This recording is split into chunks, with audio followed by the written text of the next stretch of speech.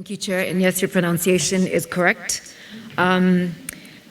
President Kim Il-cho, President Kim Yong-gun, Excellencies, distinguished faculty, the student body, both present and virtual.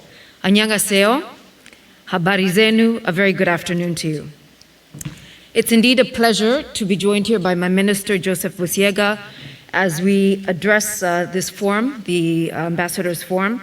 It's my first of this kind, so it's indeed a pleasure. I'll just touch briefly on the relationship between Kenya and Korea before I get into our main topic, which is, of course, the language of Kiswahili.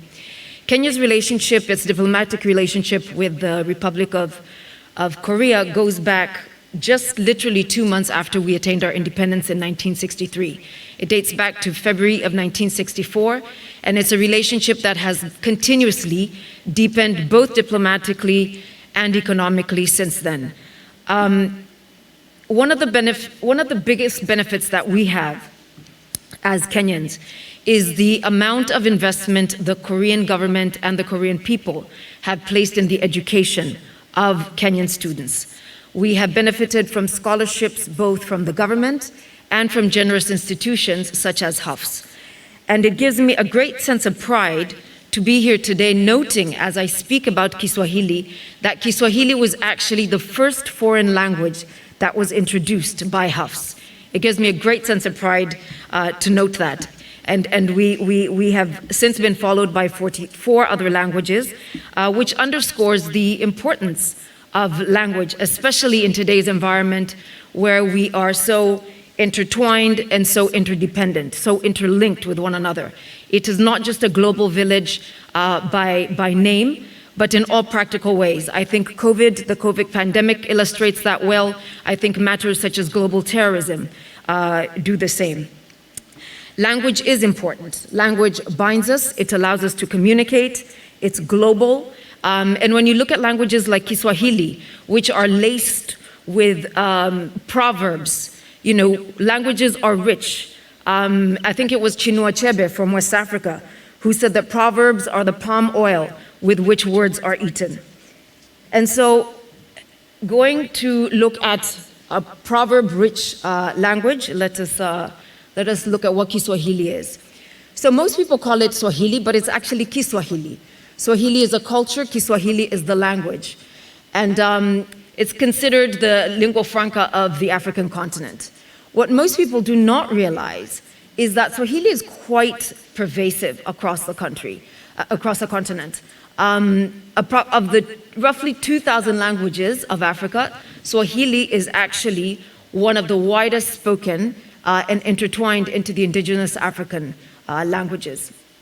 It's spoken by about 45 million native speakers and then approximately 150 million speakers across the world. My counterpart from Portugal mentioned the influence of and I think from Oman also, the influence of their languages on Kiswahili. But you can see here the various countries that it is spoken in. You've got Tanzania, Kenya, these are all just neighboring countries. But then you go further down into Eastern Congo Republic, even Somalia, Ethiopia, Sudan, and even up to northern Zambia. So it was essentially conceived as a functional language. Kiswahili is essentially a trading language that was supposed to facilitate trade between the East African region and the Arabs, the Persians, and of course the Indians, because we're off the Indian Ocean. Now what it has done is it has absorbed indigenous languages, primarily Bantu languages. I happen to be a Bantu, my language is Kikamba. But alongside Kikamba, you've got Pokomo, you've got Taita, you've got Mijikenda, and other coastal languages. But importantly, and I think what is relevant to this discussion today, as we talk about the interdependence and interconnection that we have as a globe, Kiswahili is not just about Bantu languages. It has, as part of it, borrowed very heavily from Arabic, from English, from Greek, Chinese even, there's sprinkles of Chinese, from French, Spanish, German, Japanese, Latin, a lot of Portuguese, Turkish, and of course Indian languages, again, because of the trade. And it has a significant influence from Arab. And the word itself, Swahili, means from off the coast. So if we're to single out Arabic, and we look at those words, and of course there's also a religious influence in Kenya. Peace be upon you, salam alaikum, which we use as a standard greeting. Karibu, come in. You can see the equivalent in Arabic. How are you? Habar yako, kabar. Now I might mispronounce some of these, but definitely not all of them. And of course, salama, I'm well at peace. Salam, samahani. You've got the equivalent in tafadali, which is essentially saying tafadali is actually please, not thank you. So that is a mistake. I apologize. So looking back at all the languages that we mentioned, Arabic, Persian, Hindustani, Portuguese, and Malay, which and Kiswahili, like we said, have spoken pervasively. Just look at the similarities. I don't want Ambassador Jesus to fine me for mispronouncing cigarette in Portuguese. However, you can see the similarities and the influence that these various languages have had on Kiswahili. Kikamba, which is my language, which is the last one there, we call a cigarette sikala. Sikala is very similar to sigara in Kiswahili. Again, Kikamba is a Bantu language. So Kiswahili occupies a special place in Kenya's linguistic landscape. It's actually one of two official and national languages, English being the other. Of course, you may be aware that we're a former British colony. And it is actually incorporated in our national constitution. So whereas some groups use it as a first language, others use it as a second. And virtually all our educational facilities, from primary school right up to universities, have Kiswahili as a class that is mandated. And then you can get to choose another foreign language as you progress. It is key to our very existence. You also have various forms of Kiswahili that have been modernized. There's a version of Kiswahili that is more slang, that is called Sheng, which are generally used by youth in the urban areas.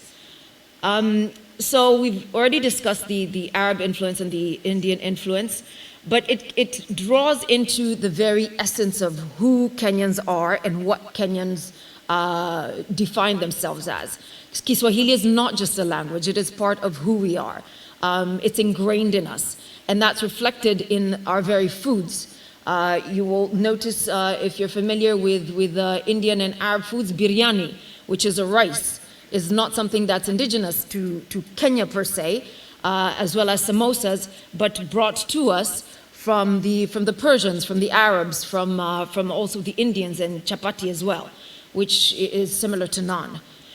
So again, these are just other examples. Kahawa, the equivalent in Arabic, which ties back into then now the masala tea, which is interesting because as an ex-British colony, we take our tea very, very seriously. We're not only one of the largest tea growers globally and happen to boast some of the best tea globally, but we drink tea we have two tea breaks. We have high tea and we have a 10 o'clock tea break. But the way in which we make the tea is more Indian or Arab than actually British. We don't just put a tea bag in and put a dash of milk. We actually boil the tea and we spice it because we are right next to Zanzibar, which is rich in spices. So we add cardamom, we add cloves, we add, in fact, not just ginger, but we also add black pepper. And then we eat it with snacks that, again, also have Middle Eastern Indian influence.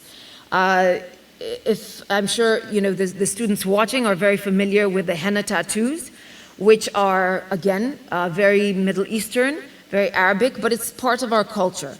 So when in ceremonies such as weddings or other festivities, it's commonplace to see people adorning themselves with henna tattoos. Some of my colleagues mentioned how their languages have been officialized.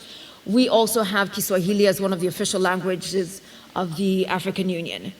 And we've talked about its role in trading, and we've talked about the fact that it is taught, I didn't mention this, but the fact that it's taught in about 100 top universities.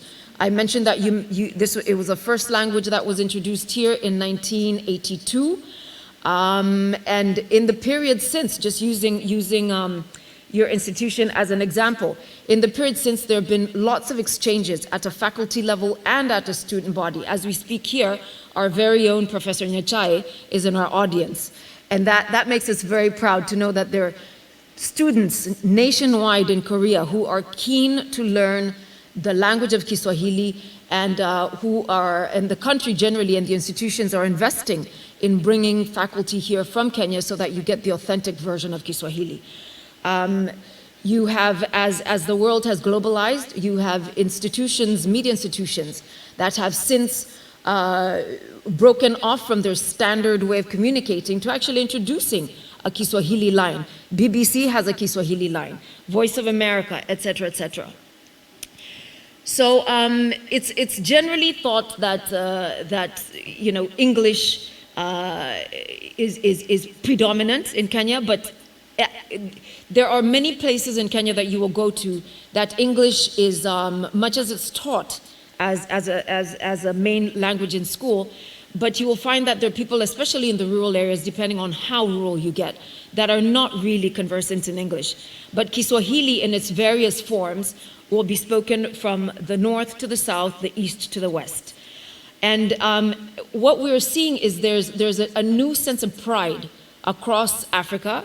There's a new sense of pride in Kenya itself, in more people embracing the language and learning to know it. And we're, in fact, developing a lot of content that is Swahili-based, which is something that may seem commonplace, but it actually isn't, because previously there was such a gravitas towards English that we somewhat sideswiped our indigenous languages, our ethnic languages, and Kiswahili as well. Now you're seeing the late Miriam Makeba, who was one of my favorite singers. She had Kiswahili in her song. I know that Kiswahili may have hit most of the world with The Lion King, with Hakuna Matata, which in fact I believe Disney tried to copyright. But Hakuna Matata, which means no worries, is again kind of reflective of the Kenyan spirit. We may have our challenges, but we always believe that we can overcome them. Hakuna Matata, we shall overcome, no worries. So that just, is just talking about the trade, some illustrations, how Kiswahili is on social media. It's quite pervasive, people tweet, and this is not, again, limited to Kenya. This is across the continent. And to summarize here, it's such a pleasure to be here.